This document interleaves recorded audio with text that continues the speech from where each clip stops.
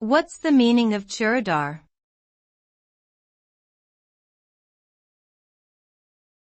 Churidar.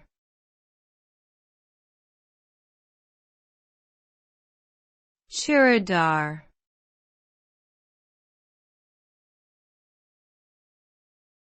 Churidar.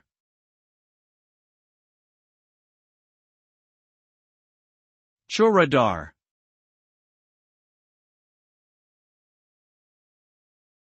A churidar is a tight-fitting trouser that is typically worn in South Asia.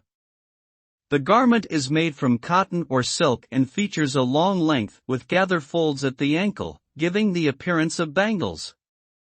The outfit is commonly paired with a long tunic, known as a kameez, and can be seen in various colors and designs.